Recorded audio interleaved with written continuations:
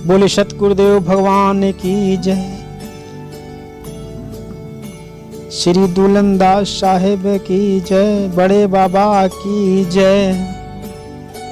सत्यनाम संप्रदाय के प्रवर्तक श्री समर्थ साहेब जगजीवन दास के परम शिष्य प्रिय शिष्य व सतनाम सिरमौर के श्री पद से विभूषित समर्थ संत साहेब श्री दुलन दास जी का जन्म संवत 1717 रायबरेली जिला अंतर्गत तहसील महाराजगंज परगना सिमरौता ग्राम मुरैनी के निकट तदीपुर में हुआ था, जिसे तबीयतपुर या ताजुद्दीन भी कहते हैं। समर्थ साहेब दुलन दास जी के पिता का नाम श्री राय सिंह था, जो सोमुंशी क्षत्रिय कुल के उच्च एवं कुलीन परिवार के जमींदार थे तथा आपके 4 भाई थे। सबसे बड़े भाई का नाम श्री कौशल सिंह, श्री प्रीतम सिंह, भीष्म सिंह, समर्थ साहेब दुलन दास।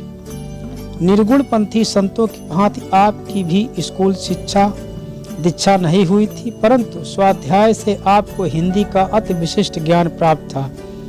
आपके साहित्य में भी यह झलक देखने को मिलती है कि जैसे कि आपके पदों, छंदों व भजनों में रागों का विशेष रूप से उल्लेख है, जैसे राग भैरवी, राग बसंती, जय जयवंती आदि अत्यधिक रागों का समावेश है।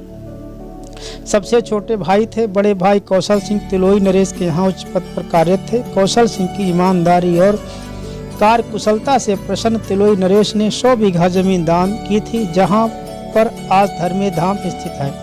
युवावस्था में साहेब दुलन दास कुंडा नरेश के यहाँ उच्च पदासीन एवं राजा के विश्वसनीय सदस्यों में परिवार की भांति रहा करते थे। एक बार शत्रु राजा के आक्रमण करने पर गोंडा नरेश को जान बचाने के लिए अन्यत्र शरण लेनी पड़ी। राजमहल को शत्रु सेना ने घेर लिया।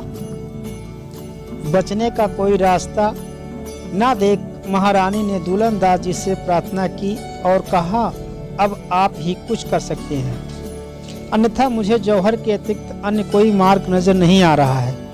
अतः साहेब दुलन दास गुप्त मार्ग से महारानी को लेकर महल से निकले, पर मार्ग में सरयू नदी उफान पर थी और कोई नाव नहीं थी। महारानी ने कहा, अब तो शत्रु सेना अवश्य ही पीछा करते हुए उन्हें गिरफ्तार कर लेगी, परंतु साहेब दुलन दास ने सरयू नदी से प्रार्थना की और तत्क्षण ही नदी का पानी सूख गया। महारानी 6 माह से अधिक सैम्बसी में निवास कर सुरक्षित रही और युद्ध विराम के बाद वापस जाकर महाराज को दुलन दास की आध्यात्मिक शक्तियों व सिद्धियों का गुणगान महाराज से किया। आपके दीक्षा गुरु समर्थ साहेब जगजीवन दास जी थे।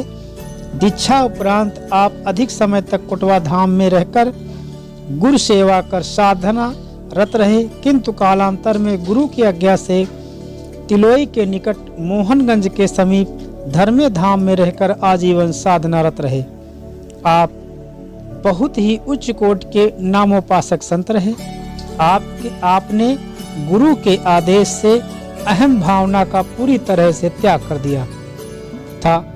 यहाँ तक कि आपने आदेश दिया था कि आपके सतलोक लीन होने के पश्चात भी आपकी समाधि मंदिर में गुंबद न बनाया जाए, क्योंकि गुंबद भी ऊंचाई अर्थात अहम का ही प्रतीक है, तथा गुरु के आदेश के कारण आपने जब एक बार मस्तक नीचे किया तो पूरे जीवन काल में सर भी ऊपर न उठाया। यहाँ तक कि गर्दन की हड्डी भी 3-4 इंच ऊपर उठ गई थी। आपके अनेकों शिष्यों में 5 प्रमुख शिष्यों का नाम आता है। पहले श्री साहेब सिद्ध्यादास, दूसरे श्री साहेब तोमरदास, तीसरे श्री साहेब ढाकूदास, चौथे श्री साहेब घासीदास, 5वें अल्पदास। आपकी महान साहित्यिक रचनाओं में दोहावली, शब्दावली, ब्रह्म विनाश, निर्गुण व्याह विधान, गंगाष्टक, महावीर स्तुति आदि आध्यात्मिक और धार्मिक रचनाएं हैं।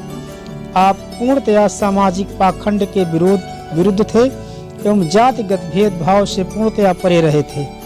साधना स्थली पर तप करते हुए 118 वर्ष की आयु में संवत 1835 में आप सतलोक लीन हुए। आपने आजीवन दीन दुखियों की सेवा की, आपकी छत छाया में लूले लंगड़े कोढ़ी अंधे सब ठीक हो जाया करते थे।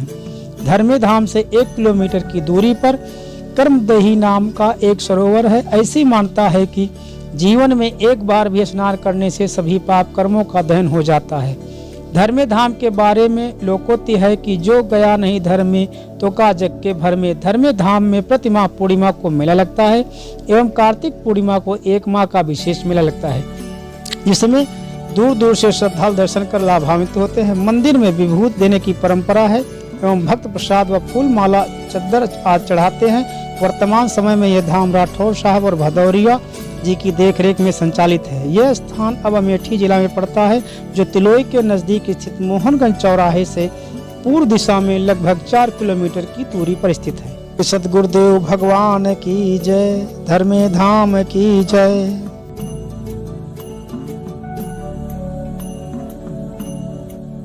Subscribe now for more videos.